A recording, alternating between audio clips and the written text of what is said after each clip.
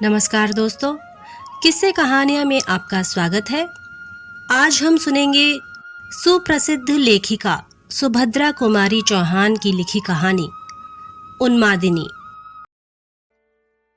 लोग मुझे उन्मादिनी कहते हैं। क्यों कहते हैं, यह तो कहने वाले ही जाने, किंतु मैंने आज तक कोई भी ऐसा काम नहीं किया है जिसमें उन्माद के लक्षण हो। मैं अपने सभी काम नियम पूर्वक करती हूँ। क्या एक भी दिन मैं उस समाधि पर फूल चढ़ाना भूली हूँ? क्या ऐसी कोई भी संध्या गई है जब मैंने वहां दीपक नहीं जलाया है? कौन सा ऐसा सबेरा हुआ है जब ओस से धुली हुई नई नई कलियों से मैंने उस समाधि को नहीं ढक दिया? फिर भी मैं उन्मादिनी हूँ। यदि अपने किसी आत्मीय के सच्चे और निस्वार्थ प्रेम को समझने और उसके मूल्य करने को ही उन्माद कहते हैं, तो ईश्वर ऐसा उन्माद सभी को दे। क्या कहा? वह मेरा कौन था? यह तो मैं भी नहीं कह सकती, पर कोई था अवश्य, और ऐसा था, मेरे इतने निकट था कि आज वह समाधि में सोया है और मैं बावली की तरह उसके आसपास फेरी देती हूँ। उसकी और मेरी कहानी भिन्न भिन्न तो नहीं है, जो कुछ है यही है। सुनो, बचपन से ही मुझे कहानी सुनने का शौक था। मैं बहुत सी कहानियां सुना करती और मुझे उनका वह भाग बहुत ही प्रिय लगता जहां किसी युवक की वीरता का वर्णन होता। मैंने वीरता की परिभाषा अपनी अलग ही बना ली थी। यदि कोई युवक किसी शेर को भी मार डाले तो मुझे वह वीर ना मालूम होता। मेरा हृदय सुनकर उछलने ना लगता। किंतु यदि किसी युवती को बचाने के लिए वह किसी कुत्ते की टांग ही क्यों ना तोड़ दे तो मुझे बड़ा बहादुर मालूम होता। मेरा हृदय प्रसन्नता से उछलने लगता। पहले उदाहरण में स्वार्थ था, क्रूरता थी और थी नीरसता। उसके विपरीत दूसरे उदाहरण में एक तरफ थी भयत्रस्त हरिणी की तरह दो आंखें और हृदय से उठने वाली अमोघ प्रार्थना, और दूसरी ओर थी रक्षा करने की स्फूर्ति, वीर प्रमाणित होने की पवित्र आकांक्षा और विजय की लालसा। इन सब के ऊपर स्नेह का मधुर आवरण था जो इस चित्र को और भी सुंदर बना रहा था। कहानी प्रेम ने मेरे हृदय को एक काल्पनिक कहानी की नायिका बनने की आतुरता में उड़ना सिखला दिया था। जवानी आई और उसी के साथ मेरी कहानी की आशा भी। यूं तो शीशे में अपना मुंह रोज ही देखा जाता है, परंतु आंखें कभी कभी केवल अपने को ही देखती रह जाती हैं। गहरे अंधेरे में बंद हृदय भी कदाचित अपना स्वरूप दर्पण में देखने के लिए मचलने लगता है, आंखों से लड़ जाता है और उसकी सौंदर्य समाधि को तोड़ देता है।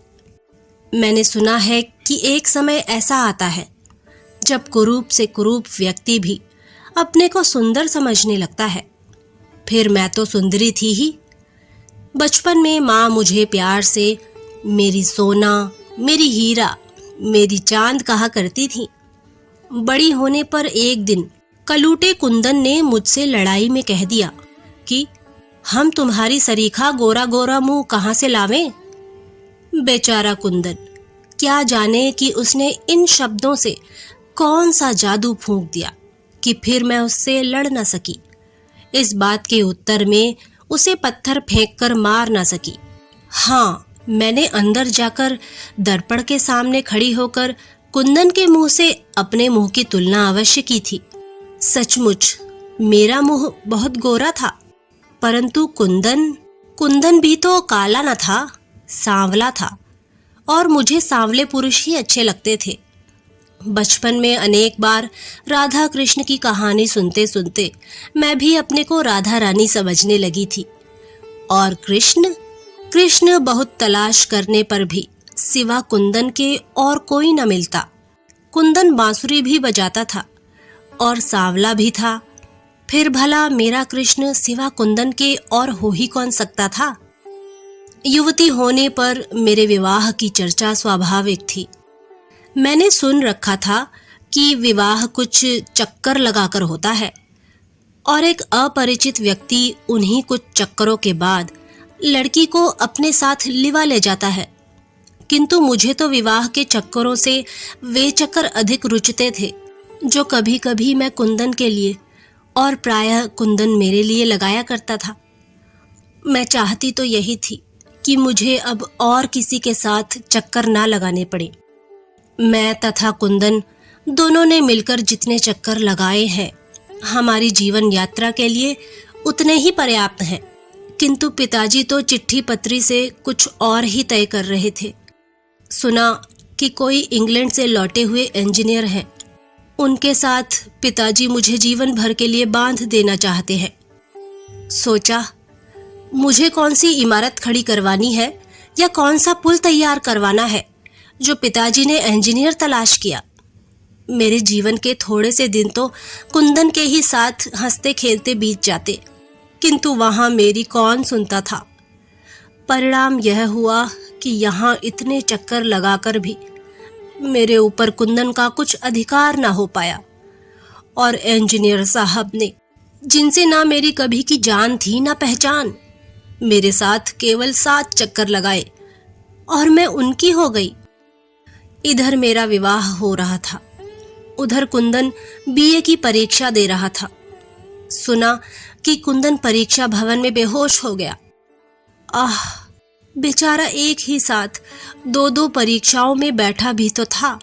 विवाह की आड़ में न जाने कितने मित्र और रिश्तेदारों की जमघट में मेरी उत्सुक आंखें सदा कुंदन को खोजती रहती, किंतु इन 3-4 दिनों में वह मुझे एक दिन भी ना दिखा।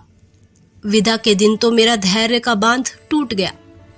कुंदन की बहन से मैंने पूछा। मालूम हुआ कि वह कई दिनों से बीमार है। अब क्या करती। हृदय में एक पीड़ा छिपाए हुए मैं विदा हुई। स्टेशन पर पहुंची। व्याकुलता असंभव को भी संभव बनाने की उधेड़बुन में रहती है।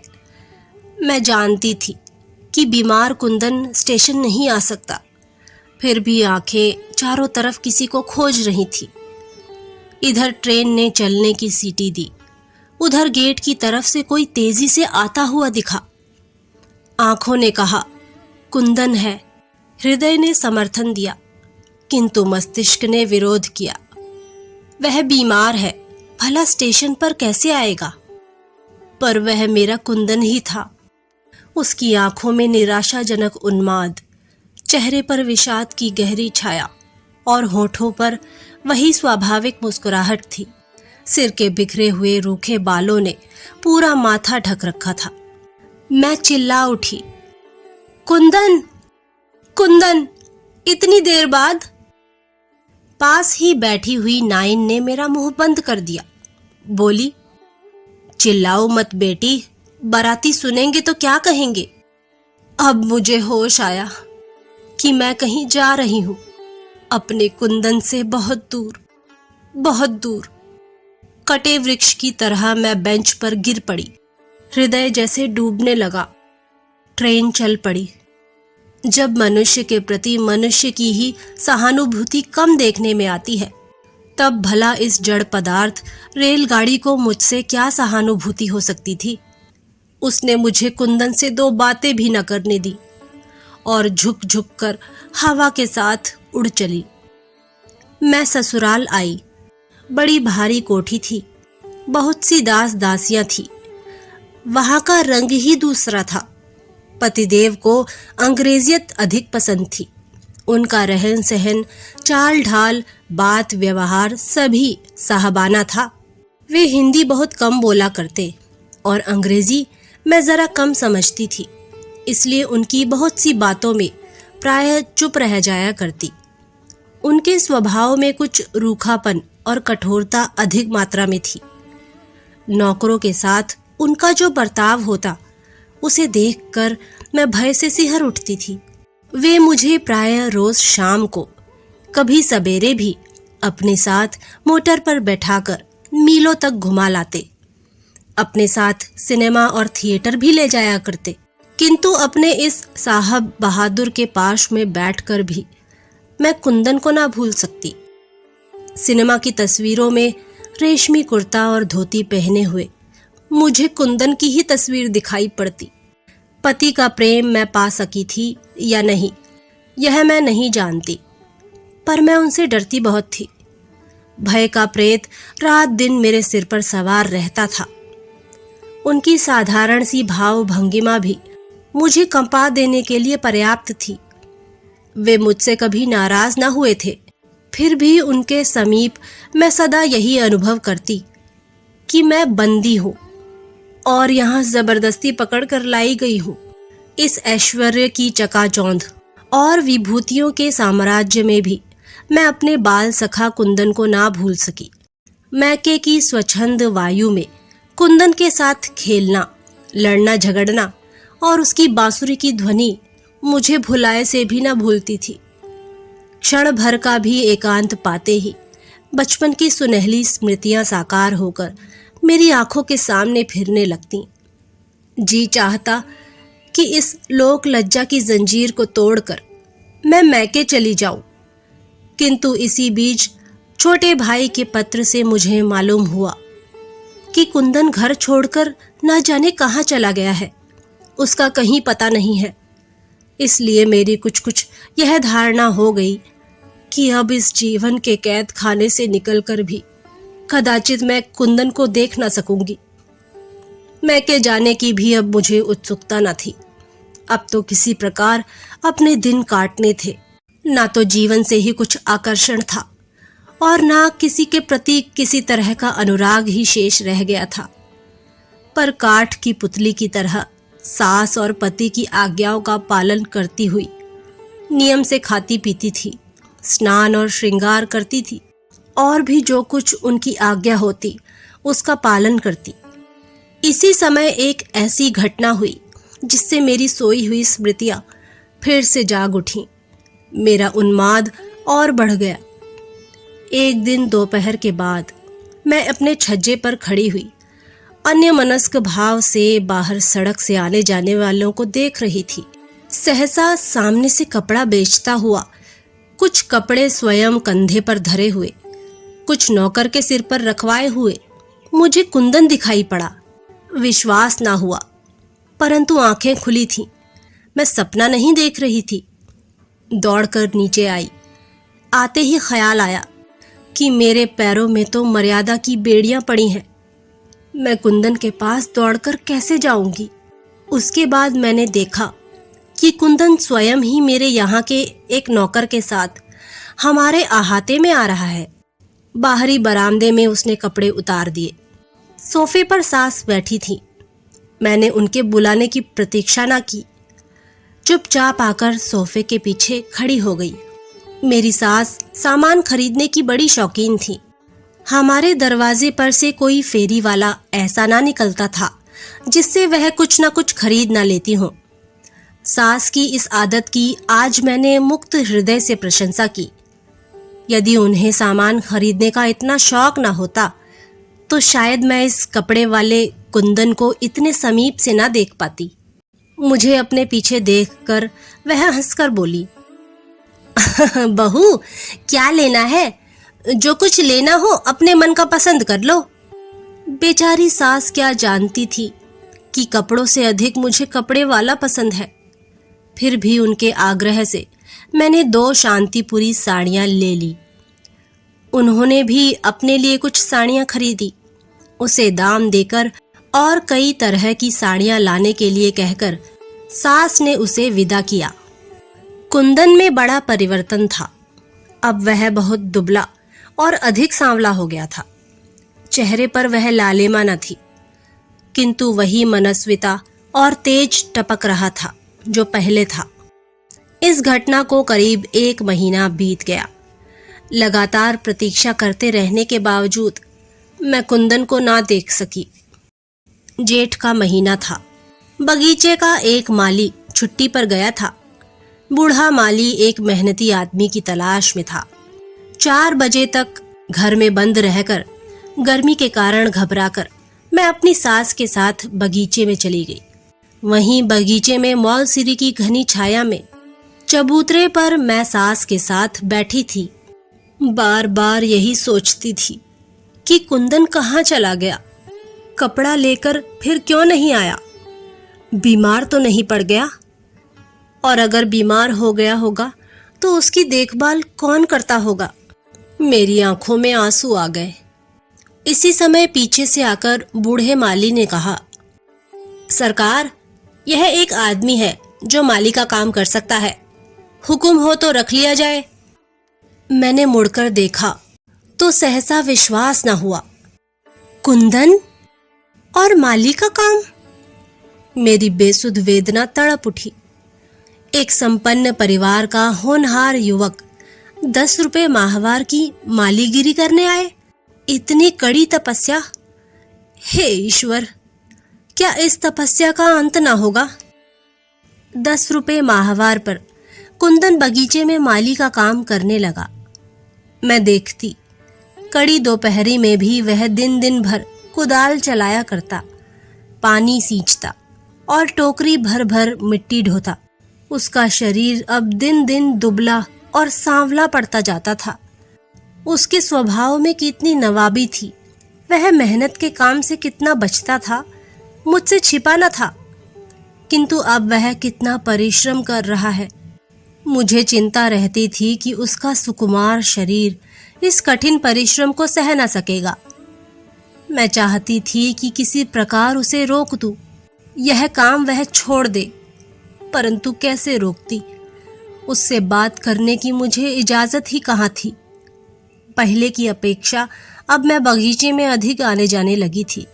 पहले आने जाने पर किसी ने ध्यान न दिया, किंतु कुछ ही दिनों बाद टीका टिप्पणी होने लगी। बाद में रुकावट भी पड़ने लगी, जिसका परिणाम यह हुआ कि अब शाम सुबह छोड़कर मैं प्राय दोपहर को जाने लगी। कुंदन से 2 मिनट बात करने का मैं अवसर खोजा करती थी, किंतु मेरे पीछे भी लोग जासूस की तरह रहते थे। मैं एकांत कभी ना पाती और सबके सामने उससे बात करने का साहस न होता।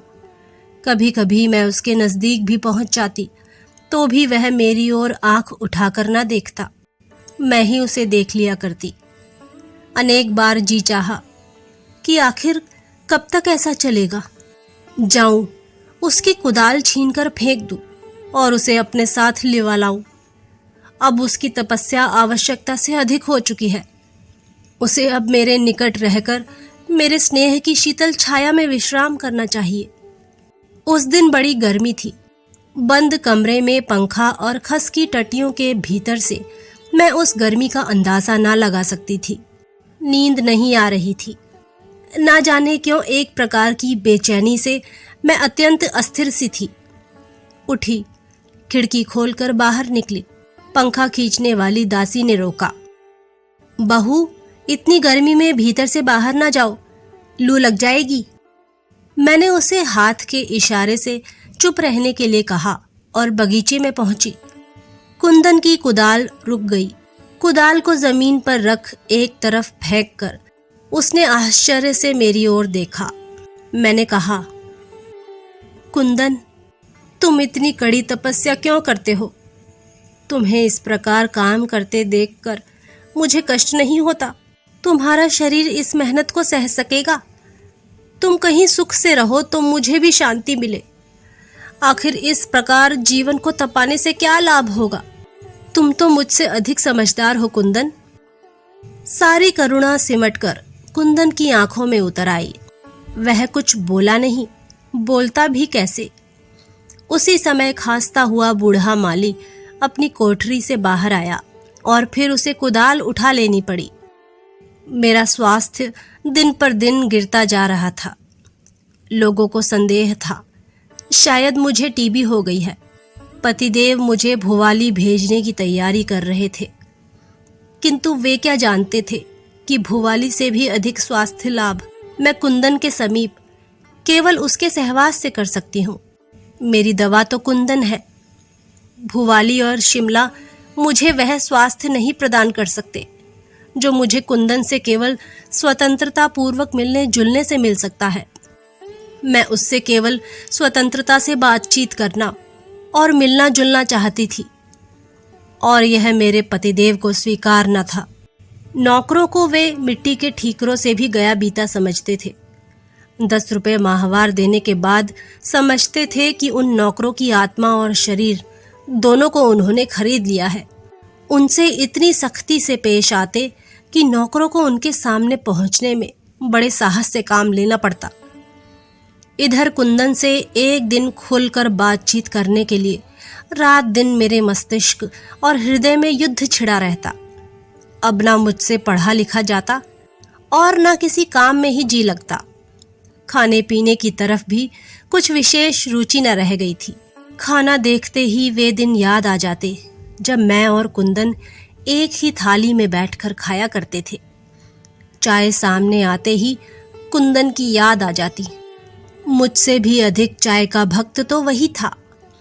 आज वह मेरे बगीचे में माली है और मुझे इतनी भी स्वतंत्रता नहीं कि उससे एक दो बात भी कर सकूं। फिर उसके साथ बैठकर चाय पीने और भोजन करने की बात तो बहुत दूर की रही। मैं रात दिन इसी चिंता में घुली जाती थी, किंतु मेरी पीड़ा को कौन पहचानता। अपने इस घर में तो मुझे सभी हृदयहीन जान पड़ते थे। एक दिन ऑफिस से लौटते ही पतिदेव ने मुझसे प्रश्न किया, आखिर उस माली से तुम्हें क्या बातें करनी रहती हैं जो दोपहर को भी बगीचे में जाया करती हो? कितनी बार तुमसे कहा कि नौकरों से बातचीत करने की तुम्हें जरूरत नहीं है, पर तुम्हें मेरी बात याद रहे तब ना। इस बात को भूल जाती हो कि तुम एक इंजीनियर की स्त्री हो। तुम्हें मेरी इज्जत का भी ख्याल रखना चाहिए। मैं कुछ ना बोली। बोलती भी क्या, मैंने चुप रहना ही उचित समझा। मुझे उससे क्या बातचीत करनी रहती है, मैं उन्हें क्या बतलाती। वह बतलाने की बात नहीं थी, समझने की बात थी, और उसे वही समझ सकता था जिसके पास हृदय हो। जिसके पास हृदय ही ना हो, वह हृदय की बात क्या समझे। मेरी इस चुप्पी का अर्थ उन्होंने चाहे जो लगाया हो, किंतु उनकी इस बाधा से मुझे बड़ी वेदना हुई। कुंदन से 2-4 मिनट बात करके ना तो मैं उनका कुछ बिगाड़ देती और ना कुंदन को ही कुछ दे देती। फिर भी कुंदन से मिलने में उन्हें इतनी आपत्ति क्यों थी, कौन जाने। चाहे जो हो, इस बाधा का परिणाम उल्टा ही हुआ। ज्यों-ज्यों मुझे उसके समीप जाने से रोका गया, त्यों-त्यों उसके पास पहुंचने के लिए मेरी उत्कंठा प्रबल होती गई। गर्मी की रात थी।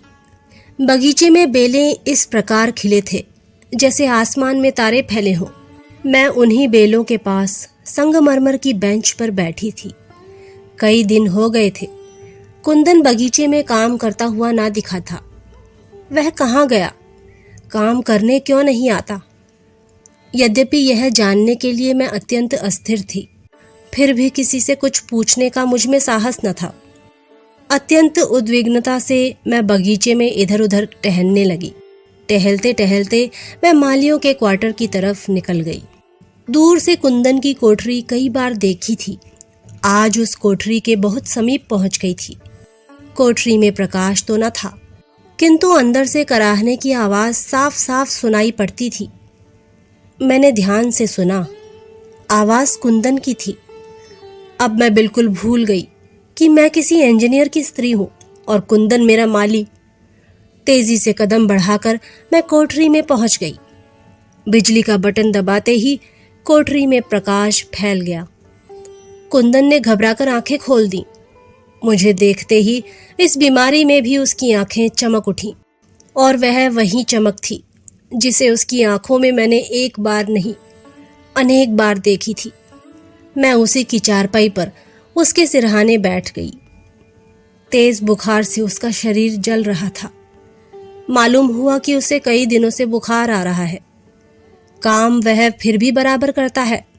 इधर कई दिनों से वह बहुत अशक्त हो गया है और 2 दिनों से छाती और पसलियों में अधिक दर्द होने के कारण वह कोठरी से बाहर नहीं निकल सका। उसकी अवस्था चिंताजनक थी। कुछ देर तक खांसकर वह फिर बोला,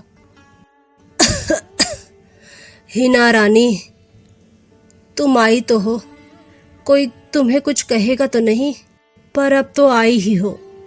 अपने हाथ से एक गिलास पानी पिला दो, बड़ी देर से प्यासा हूं। मैंने मटकी से एक गिलास भर पानी उससे पिलाया और फिर बैठ गई। मैं उसके सिर पर हाथ फेरने लगी। रोकने पर भी मेरी आंखों से झड़ी रुकी नहीं, चलती रही और गला रुंधा जा रहा था। प्रयत्न करने पर भी मैं कुंदन से एक शब्द ना कह सकी। कुंदन ने अपने गरम गरम हाथों को नीचे झुकाकर मेरे पैरों को छू लिया और क्षीण स्वर में बोला, हीना रानी, घर जाओ। तुम्हें कोई यहाँ देख लेगा तो नाहक तुम पर कोई विपत्ति ना आ जाए। कहीं मेरा यह सुख भी ना छिन जाए। तुम्हारे समीप इस हालत में भी रहकर मैं एक प्रकार का सुख पाता हूँ। ठीक उसी समय पतिदेव ने कोठरी में प्रवेश किया। उन्होंने आग्नेय नेत्रों से मेरी तरफ देखा, फिर कुछ बोले। क्या बोले मैं कुछ समझी नहीं। मैं उसी प्रकार कुंदन के सिर पर हाथ धरे बैठी रही। मेरी आत्मा ने कहा, मैंने कोई अपराध नहीं किया है। किसी बीमार की सेवा शुश्रू करना मनुष्य मात्र का धर्म है। फिर मृत्यु की घड़ियों को गिनते हुए उसकी नजरों में अपने एक आश्रित और अपनी आंखों में अपने एक बाल सखा को यदि मैंने एक घूंट पानी पिला दिया तो क्या यह कोई अपराध कर डाला? किंतु मैं उसी क्षण कोठरी छोड़ देने के लिए बाध्य कर दी गई। मैं ऊपर आई तो अवश्य, किंतु मेरी अवस्था पागलों की तरह हो गई थी। रह रह कर कुंदन की रुग्ण मुखाकृति मेरी आंखों के सामने फिरने लगी। बार बार ऐसा मालूम होता कि कुंदन एक घूंट पानी के लिए चिल्ला रहा है। पतिदेव सोए थे, मैं भी एक तरफ पड़ी थी, पर मेरी आंखों में नींद कहाँ। उठी और छज्जे पर बेचैनी से टहलने लगी। बंगले के पास ही बिजली के खंभे के नीचे मैंने कुछ सफेद सफेद सा देखा। अज्ञात आशंका से मैं सिहर उठी। ध्यान से देखा, वह कुंदन था। कदाचित जीवन की अंतिम सांसें गिन रहा था। उस समय ना तो कुल की मान प्रतिष्ठा का ध्यान रहा, ना किसी के भय का, और ना यही ध्यान रहा कि इतनी रात को लोग मुझे बाहर देखकर क्या कहेंगे। चौकीदार मेरी आज्ञा का उल्लंघन कैसे करता। फाटक खुलवाकर मैं बाहर निकल गई। पास पहुंचकर देखा, कुंदन ही था। आह, वही अपने माता पिता का दुलारा कुंदन, अपने मित्रों का प्यारा कुंदन, जिसका कुंभलाया हुआ मुख देखकर कितने ही हृदय सहानुभूति से द्रवीभूत हो उठते थे, जिसके इंगित मात्र पर परिचालक वर्ग सेवा के लिए प्रस्तुत रहता था। आज वही कुंदन जीवन के अंतिम समय में अकेला और असहाय शून्य दृष्टि से आसमान की ओर देख रहा था। मुझे देखते ही जैसे उसमें कुछ शक्ति आ गई हो, वह क्षीण स्वर में बोल उठा, हीना रानी, अच्छा हुआ जो तुम आ गई। थोड़ा पानी पिला दो, मैं बहुत प्यासा हूँ। मैंने पानी के लिए चारों तरफ नजर दौड़ाई। थोड़ी दूर पर नल तो था, पर बर्तन कोई न था जिससे मैं उसे पानी पिलाती। सोचा घर तक जाऊं, पर घर जाने का समय न था। नल पर से साड़ी का छोर भिगोकर लौटी, परंतु अब वह पानी मांगने वाला इस संसार में था ही कहाँ। बस मेरी या उसकी कहानी यही है। तो दोस्तों, यह थी सुप्रसिद्ध लेखिका सुभद्रा कुमारी चौहान की लिखी कहानी उन्मादिनी। अगली बार फिर एक नई कहानी के साथ आपसे मुलाकात होगी। तब तक के लिए नमस्कार।